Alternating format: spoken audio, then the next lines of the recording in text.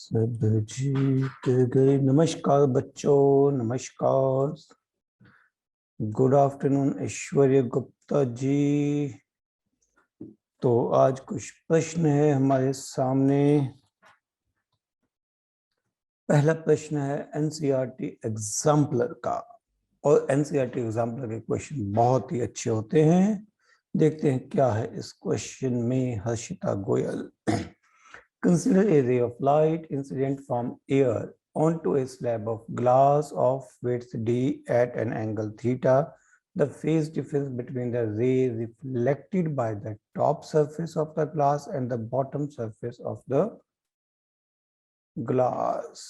Top surface of the glass and bottom surface of the glass.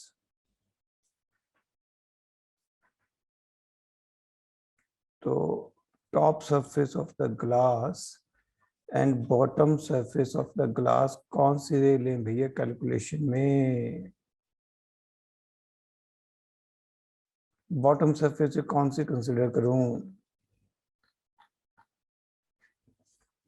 अंदर जो वापिस जा रही है वो वाली लेंगे या जो इधर निकल गई, ये तो रिफ्लेक्टेड होगी है ना। ये अंदर जाने वाली ये होगी, यानी कि रे 1 और रे 2 के बीच में हमें देखना है फेज डिफरेंस, है ना। तो this should be the situation. इन दोनों के बीच में फेज डिफरेंस देखना है। द फेज डिफरेंस बिटवीन, तो बेसिकली पाथ लेंथ की टर्म्स में ही फेज डिफरेंस कैलकुलेट किया जाएगा।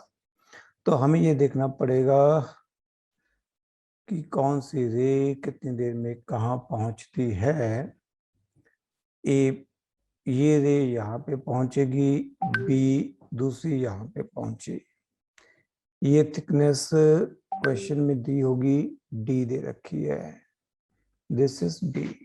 This is angle of incidence, this is angle of refraction. रे ए से बी पॉइंट तक पहुंचेगी, उतनी देर में ये ए वाली रे आगे निकल जाएगी। तो ए वाली रे ने कितना पाथ कवर किया, ये देखना पड़ेगा। मैं डायग्राम को एक बार थोड़ा बड़ा करके ड्रॉ कर रहा हूं। ये ऐसे हो गया, ये ए पॉइंट से ये एंगल ऑफ इंसिडेंस हो गया, ये रे ऐसे वापस गई और ये रिफ्लेक्ट होके इधर वापस गई, राइट। तो ये पॉइंट हो गया बी। अब चैलेंज क्या है, ए बी पाथ ये तो निकालना ही पड़ेगा हर हालत में। ए बी, ये थिकनेस अगर डी है तो ये डी है, तो ये मेरे पास बन जाएगा A B is equal to D by cos R. ठीक है। अब क्योंकि आंसर इफेक्टिव इंडिसेस की टर्म में दिया हुआ है, तो मुझे यहाँ पर इफेक्टिव इंडेक्स को इंट्रोड्यूस करना पड़ेगा। Sine mu is equal to sine I by sine R. Theta क्या दे रखा है, एट एन एंगल थीटा, तो आई की जगह थीटा दे रखा है। ठीक है। तो अपॉन साइन आर, तो साइन आर की वैल्यू मेरे पास बनेगी, साइन आर की value sine theta by mu, मुझे चाहिए कॉस आर, ये बनेगा under root of 1 minus sine square theta by mu square, mu की जगह एन दे रखा है। तो ये वैल्यू तो बनेगी D into 1 minus sine square theta by N square under root, और ये वैल्यू तो सभी में आ रही है। ठीक है। अब सवाल जो है कि ये रे यहाँ पे पहुंची, ये यहाँ पे है, यहाँ पर टकराने से एक एडिशनल फेज डिफरेंस आ जाएगा। तो अगर ये पाथ डिफरेंस, क्या मैं इसको पाथ डिफरेंस ले सकता हूँ ए बी वाले सेक्शन को।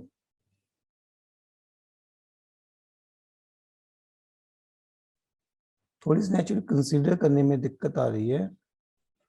जो वैसे फॉर्मूला लगना है वो तो यूनिटरी मेथड ही लगना है कि अगर 2 पाई लैम्डा का पाथ डिफरेंस हो तो फेज डिफरेंस होता है 2 पाई का।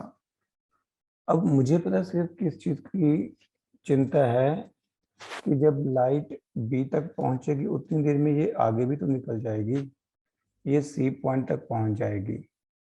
तो ये सी पॉइंट पे जब पहुंच जाएगी तब मैं इन दोनों के फेज को तब कंपेयर करूंगा। This is my concern. I think A B नहीं, ए बी पाथ डिफरेंस तो है, जो मेरा मतलब नहीं है। जो मेरा कंसर्न है ना बेटा कि जो ए से सी तक लाइट पहुंचेगी उसको टाइम टी लगता है, तो उस टाइम टी ये और ये टाइम बराबर होंगे। 1 मिनट करके देख लेते हैं। तो ये टाइम ए बी का टाइम और ए सी का टाइम अगर सेम लेता हूं तो उतनी देर में ये आगे जाएगी। फिर इन दोनों का जो डिफरेंस है वो पाथ डिफरेंस आना चाहिए। ठीक है, नोट मत करना। तो ए सी upon speed of light in vacuum to the AB upon speed of light in medium n। तो AC की वैल्यू मेरे पास आ गई AB इंटू सी बाय एन।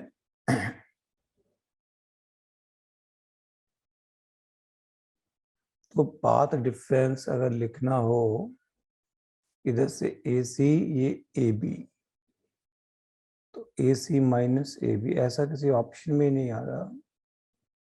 सी बाय एन मेरे पास होता है म्यू, ए बी इन नहीं, ये तो v हो गया, कोई गड़बड़ हुई है। यहाँ पे v आएगा, c बाई वी आएगा, तो ये म्यू आएगा। हाँ, ये तो म्यू के साथ ए सी नेचुरली म्यू टाइम्स हो जाएगा, ए सी म्यू टाइम्स हो जाएगा। तो यहाँ पर रिफ्लेक्शन हुई है एट टेंसर मीडियम, तो एक पाई का फेज डिफरेंस भी ऐड होगा।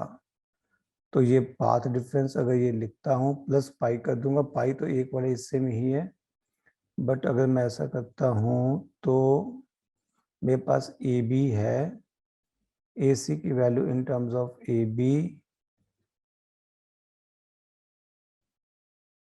Into 1 mu minus 1, mu minus 1 तो ऑप्शन में नहीं है। फंस रहे हैं कहीं बच्चों।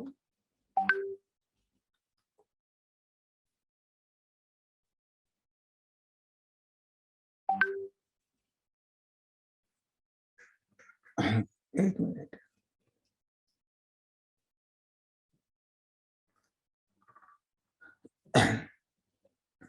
ए पॉइंट से सी पॉइंट तक का पाथ ढूंढना क्या है, फेज डिफरेंस। अगर फेज डिफरेंस ढूंढना है तो कुछ इसका फेज कुछ इसका फेज उतने टाइम में, तो फेज डिफरेंस तो ऐसे आना चाहिए, पाथ डिफरेंस से फेज डिफरेंस।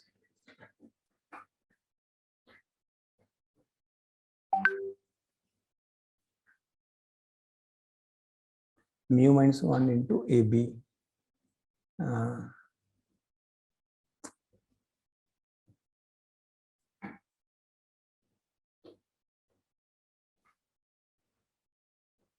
ए बी की वैल्यू पुट करता हूं तो ये वैल्यू आ गई।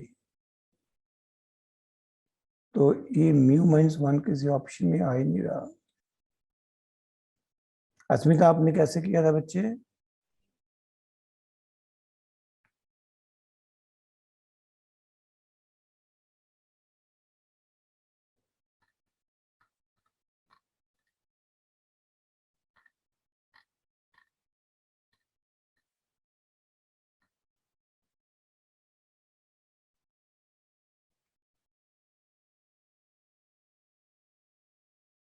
देखो जो ऑप्शंस आ रही हैं इसमें 4 है। एक मिनट,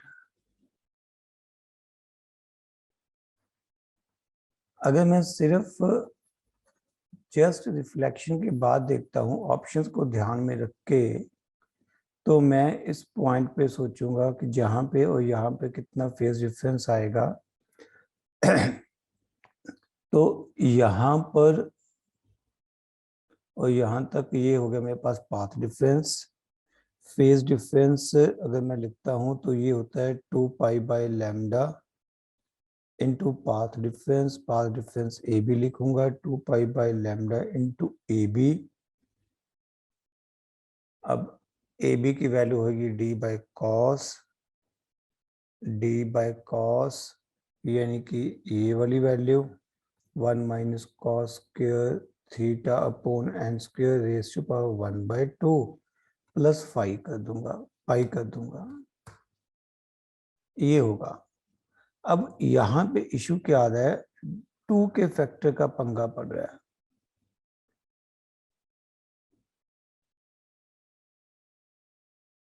टू के फैक्टर का पंगा तब हो सकता है जब लाइट ये वाली कंसिडर की जाए कि यहाँ पे जब पहुंच गई तो ये टोटल ए बी डी ले लिया तो ये डबल हो गया, तो तब यहाँ पे 2 आ सकता है। क्वेश्चन दोबारा से पढ़ के देखते हैं।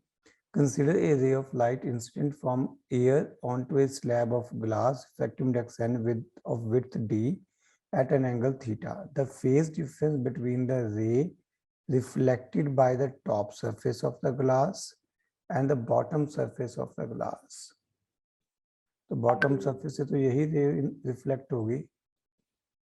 तो अभी जो इशू है, आंसर क्या है इसका बच्चे, देखो ये पावर -1/2 है, ये सब मैच कर रहा है, सिर्फ एक 2 के फैक्टर का इशू आ रहा है। ये सही, यही है, बॉटम से रिफ्लेक्ट हुई है। हाँ दिव्यदीप सिंह, रिफ्लेक्ट बॉटम से हुई है, 2 के फैक्टर का आंसर आ रहा है। एक बार गूगल अंकल से चेक करना, गूगल अंकल ने क्या लिखा हुआ है, कहीं वहां पे 4 की जगह 2 तो नहीं पाई, एनसीईआरटी एग्जाम्पलर का है ना, तो क्वेश्चन में चेंज तो नहीं होगा।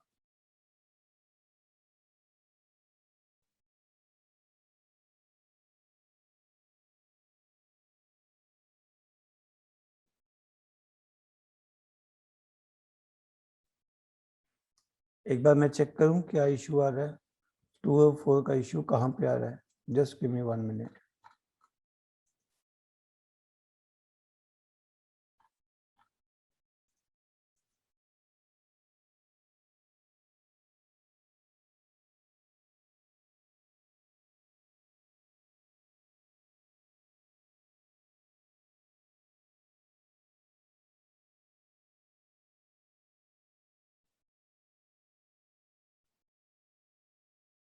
ये इस पे तो समझ ही नहीं आ रहा क्या किया हुआ है। इसमें कौन सा लिया हुआ है, A D D C T delta X 2D second 2D A सी।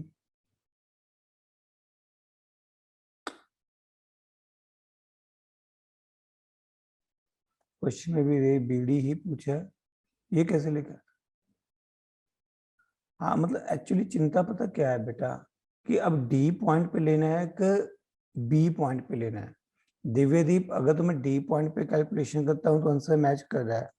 एक मिनट, डाउट नेट पे भी है शायद ये क्वेश्चन, बस मुझे एक बार चेक तो करने इस वाली रे का जो इंसिडेंट रे सकते हैं हम लोग, सिंपल है, डेल्टा स्नैप कोसार की वैल्यू हो गई, वैल्यू आगे भी लिख लेते हैं अच्छे से टर्म्स में, 2πd/, प्लस पाई, ये क्या होगा, डेल्टा डाउट पाई के नेट पे तो इक्वल, 2 मतलब डी कि लिखा चेंज इन हुआ फेज है, difference, sorry phase but difference, ना डाउट नेट भी बहुत चेंज ऑथेंटिक इन नहीं होता। फेज। तो बस यही निकालना था इस क्वेश्चन में। So that's it, thank you and I will like the video. नहीं वो तो ठीक है, बी में डी पॉइंट Hello, है my बेटा dear student. दिव्यदीप, That आप numerical मेरी base. बात नहीं समझ रहे हो कि डी पॉइंट है या बी पॉइंट है, ये तो बी डी है, वो तो ओके है। देखो जो डाउट नेट है उसने तो हमारे जैसे किया हुआ है, टॉपर का मुझे समझ नहीं आया। अब मैं ये एक और है उस पर देखता हूँ।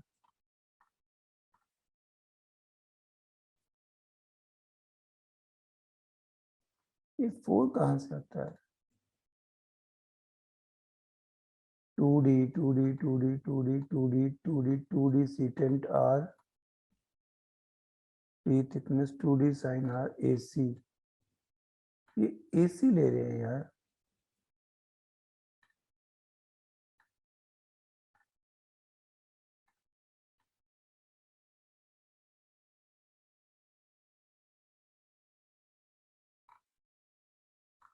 डेल्टा एक्स ये रहा AD plus DC minus AB। तो ये पाथ डिफरेंस ले रहे हैं AD plus DC minus AB, AB plus BD minus AD। तो बच्चों बेसिकली तो ये यही कैलकुलेशन कर रहे हैं, मतलब डी पॉइंट तक कैलकुलेशन कर रहे हैं। जब डी पॉइंट तक कैलकुलेशन करते हैं तो ये 2 के साथ मल्टीप्लाई हो जाता है, ठीक है। तो ये डी पॉइंट तक ही कैलकुलेशन कर रहे हैं, डी पॉइंट तक कैलकुलेशन करते हैं तो ये 2 से मल्टीप्लाई होता है, 2 से मल्टीप्लाई होता है तो ये 4 pi D by lambda into 1 plus sine square theta upon n square raise to power minus 1/2 plus pi बन जाएगा। अब ये ऐसे बन रहा है भाई, और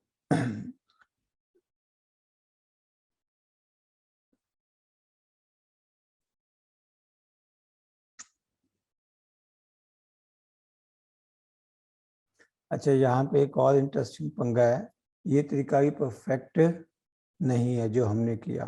हमारा जो पाथ डिफरेंस है, पाथ लेंथ है, वो तो बिल्कुल सही है ये, है ना, ये भी पाथ लेंथ सही आई है। अब इसमें इशू क्या है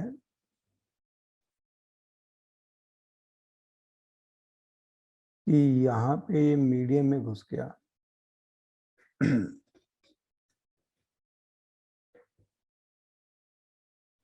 एक मिनट बेटा, इसको बाद में देखते हैं, ठीक है, एक बार आगे चलते हैं। तो इसमें अभी इशू जो पता है मेरे दिमाग में इशू क्या आ रहा है कि अगर A से B तक गए, B से D तक गए, तो हमारे पास वेवलेंथ चेंज हो चुकी है। जो वेवलेंथ है, क्वेश्चन में कुछ मेंशन है वेवलेंथ कहाँ पे लिखी हुई है? ऐसा कुछ मेंशन नहीं है, तो धक्का करके वेवलेंथ मान सकते हैं। अगर वेवलेंथ एयर में दी है तो यहाँ पे जाएंगे तो वेवलेंथ भी चेंज होगी,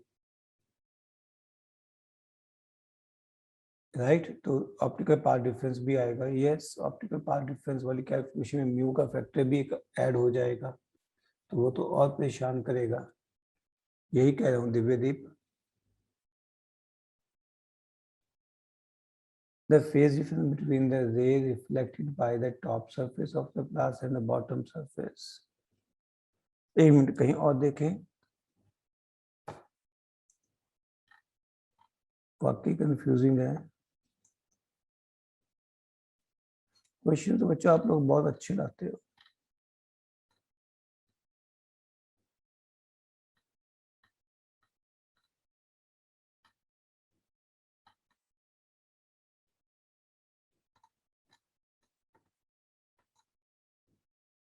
देखो एक जगह और किया हुआ है, वहां पर भी 2 के साथ ही किया हुआ है, एग्जैक्टली जैसे हमने किया है।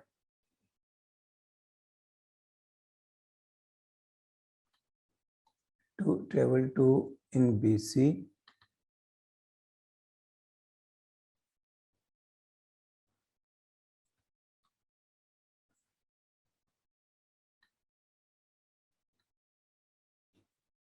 एंड डी, एक मिनट रुकना बच्चे।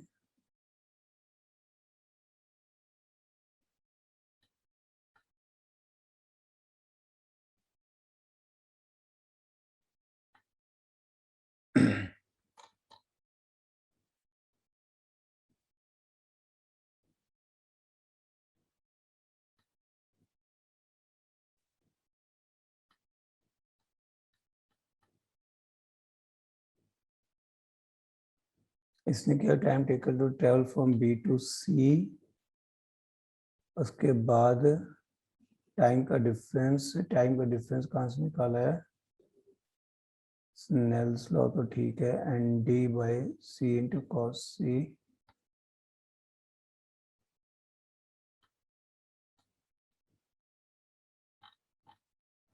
पता नहीं बच्चों, सब जगह ना ले दे के गड़बड़ कर रखी है। फैक्ट तो किसी ने भी क्लियर किया हुआ है, जैसे तक के धक्के मुक्के से आंसर तक पहुंचाने की कोशिश की हुई है। एक जगह पे इन्होंने n से मल्टीप्लाई कर रखा है, बस n से मल्टीप्लाई कर दिया, n की वैल्यू n में 2 पुट कर दी होगी, रीअरेंज करके n को धक्के से 2 पुट कर दिया।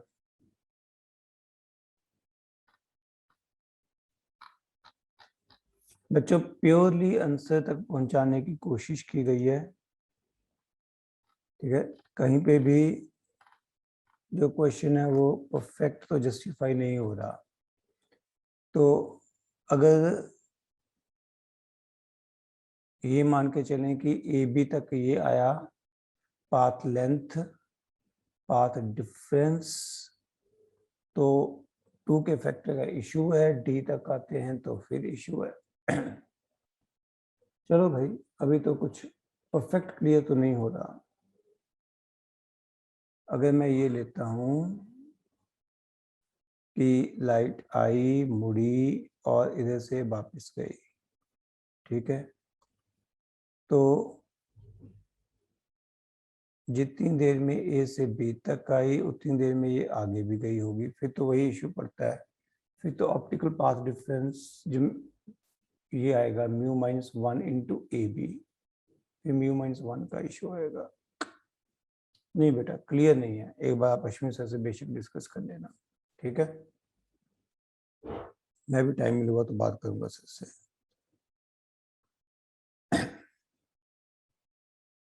अगला क्वेश्चन है हमारे पास, find the ratio of intensities of the secondary maximum to the intensity of the central maxima.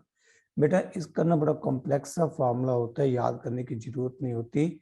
ये रेशियो आप याद कर लो, पहली 1-2 रेशियोज याद कर लो, ठीक है। ये फॉर्मूला अगर मैं लिखूंगा तो बहुत ही कॉम्प्लेक्स होगा। I is equal to I naught sine I is equal to I naught into sine beta by 2 upon beta by 2, शायद इसका पूरे का होल स्क्वायर होता है। फिर बीटा की वैल्यू होती है 2 pi d sine theta, 2 pi d sine theta by lambda, कुछ इस प्रकार से होती है। दिस इज क्वाइट कॉम्प्लेक्स, ठीक है। बट ना इतना याद करने की जगह इंटेंसिटीज की रेशियो 2-3 जगह पे कर लेना याद, ठीक है। ये बुक्स में इंटेंसिटी की रेशियोज दी होती है।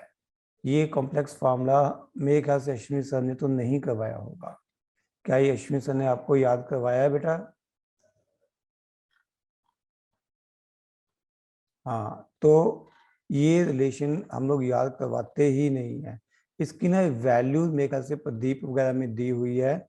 मुझे ना एग्जैक्टली भी याद नहीं है, शायद 1/21, 1/63, कुछ ऐसे, I0/21, I0/63, कुछ ऐसी रेशियोज आती होती हैं। चेक करना क्या है, ये रेशियोज आपको मिल जाएंगी प्रदीप वगैरह में। तो ये ड्रास्टिकली डिक्रीज करती है इंटेंसिटी। तो अभी ये फॉर्मूला अप्लाई करना कौन सा आपके लिए कंफर्टेबल रहेगा? आपको फिर से थीटा भी चाहिए होगा, तो थीटा जो 90 डिग्री मान लेंगे, साइन 91 हो जाएगा। तो फिर ये वैल्यूज पुट करके still things are going to be quite complex, ठीक है। फॉर्मूले में यही नहीं पता रहता कि कौन सी वैल्यू क्या है। तो एक बार देखना, रेशियो ऑफ इंटेंसिटीज जो है वो आप याद कर लो पहली 2 या 3 के लिए, दैट इज गुड एनफ, ठीक है। क्या दी हुई है? I1/I0 is 0.00045। एक मिनट इसका उल्टा करके देखो, एक मिनट रुकना, कैलकुलेटर खोल रहा हूँ। 0.045 का इनवर्स 22, मुझे 21 याद थी तो ये शायद 21 होती होगी। 1/21 करता हूँ तो ये 0.476 आती है, तो ये ऑलमोस्ट ठीक है, ठीक है। ये आपने 61 लिखा है, तो मुझे 63 के आसपास याद थी, मुझे 3 टाइम्स का फैक्टर याद था। 1/63 करता हूँ तो ये 0.056। हाँ बेटा ठीक है, तो जितना मुझे याद था बस ये है। ये रेशियो याद करने की जगह मुझे ये याद रखना थोड़ा आसान रहता है। I0/21 एंड I0/63 ये अप्रॉक्सीमेट है, हो सकता है जो आपने लिखी है ज्यादा एक्यूरेट हो, बट इतनी ये 2 वैल्यूज याद कर लो, इससे बियॉन्ड जाने की जरूरत नहीं है बच्चे, ठीक है। ना ही फॉर्मूला याद करने की जरूरत है, हमारे सिलेबस में नहीं है। Light source of wavelength 400 nanometer used in a Leod mirror lies 1 millimeter above the plane। 2 mirrors हैं, Leod mirror and in a Leod mirror experiment होगा 1 mm above the plane mirror find the distance of the first minimum above the mirror. Distance of the screen from the plane of the source is 2 meter.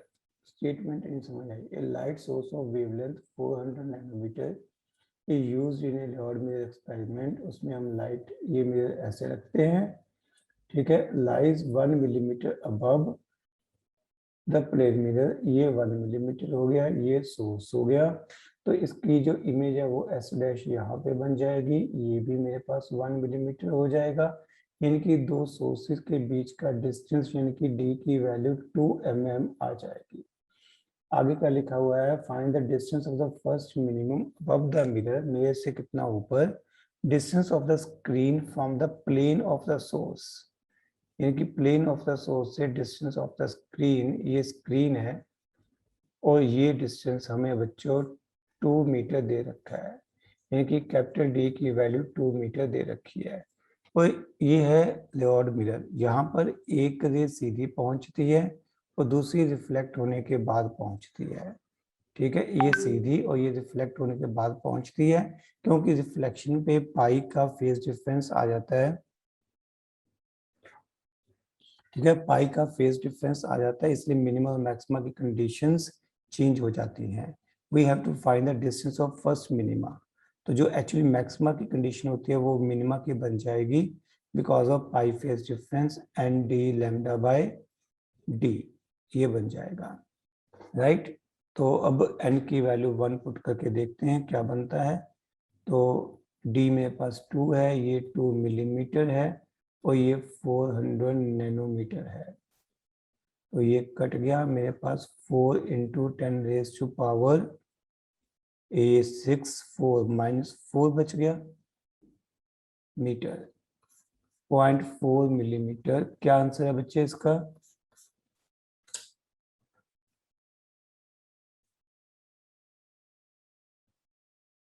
क्या answer है स्मिता अनुषा. 0.8. हाय रब्बा.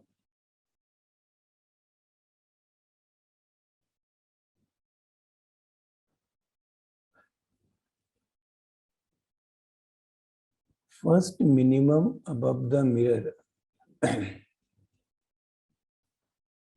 देखो बच्चों, अगर मैं mirror को यहाँ तक भी जोड़ लूँ, ठीक है, तो मेरे पास ये सेंट्रल आएगा, उसके बाद फर्स्ट आएगा, सेकंड. ये डबल तो तब आएगा जब n की वैल्यू में 2 पुट करूं.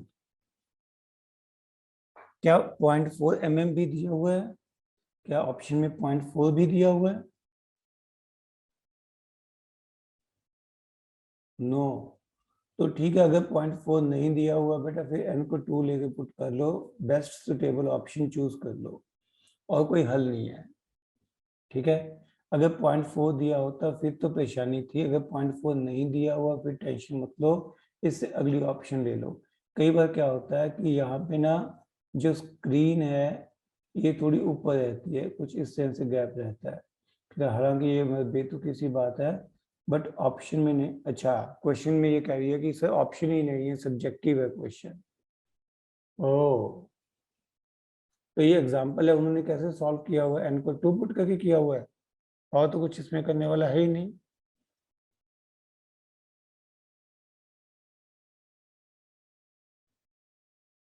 अच्छा, उसमें बताओगे सोल्यूशन भेजना जरा इसका. फिर यहाँ तो उसने एन को 2 पुट किया होगा. 2 लैम्डा क्यों यूज किया है, पागल है. 2 लैम्डा क्यों यूज हो जाएगा ना बेटा. 2 लैम्डा का क्या तो बनता है, light source of wavelength. Check करो एक बार.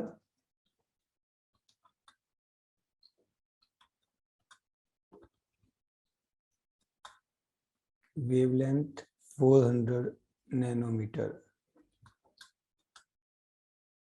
used in a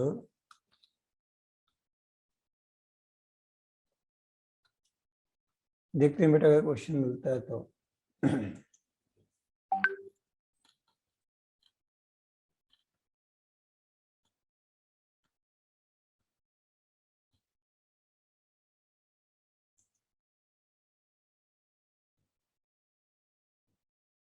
एक मिनट, DCP क्या होता है?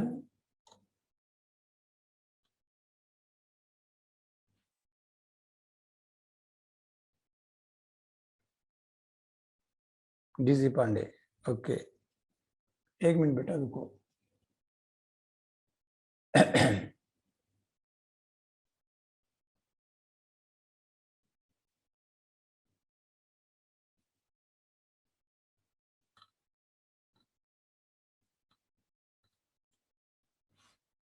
इसमें क्या हुआ, path differences d/2 sin theta, तो d sin थीटा लिखते हैं, ये d/2 sin थीटा क्यों लिख रहा है?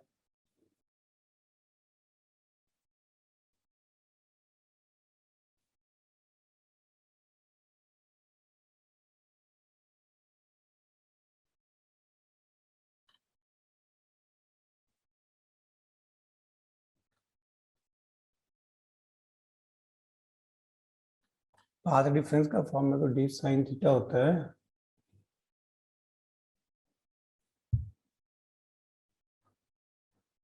Path difference d sin theta होता है, d/2 sin थीटा क्यों लिख रहा है?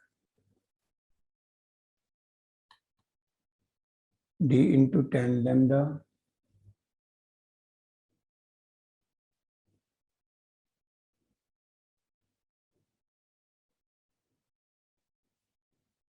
निकाला तो यार इसने भी, क्या नाम है ये ओके, यहाँ और स्क्रीन पे जो पॉइंट है फर्स्ट मिनिमा होगा, बड़े वो पॉइंट परेशान कर रहे किस हैं, पे होगा? ट्यूशन आ पी पे जाते हैं होगा सारे। यहाँ पे। ओके, तो अब क्या है यहाँ पे मैं फर्स्ट मिनिमा के लिए क्या होगा, डेल्टा एक्स लिए क्या होगा, डेल्टा एक्स का वैल्यू। ओके, तो पी पॉइंट हो गया, यहाँ पे रीचिंग कर रहे हैं एक साथ, तो यहाँ पे क्या,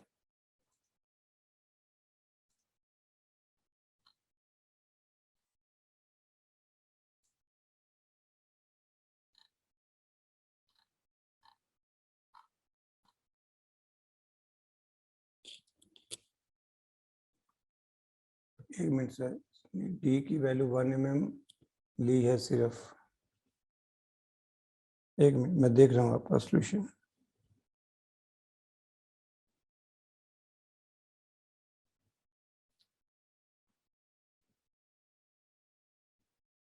टू लैम्डा क्यों लिख रहा है? वो वो लिख रहा है ना, path difference is d/2 sin theta is equal to lambda. ये कहाँ से आया? सवाल तो यही है ना, d/2 sin थीटा थोड़ी होता है, d sin थीटा अलग होता है।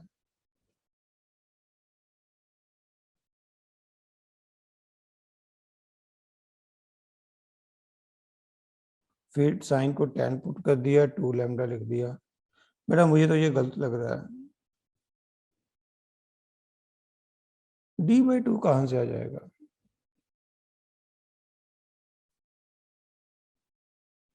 99% बेटा इसका गलत है, 99% इसका गलत है। और जो सॉल्यूशन चिपकाया हुआ है ना ऑनलाइन, उसने बिल्कुल यही एक अक्षर ऐसे लिखा हुआ है, उसने वहीं से चिपका दिया, ये हमारा सही है।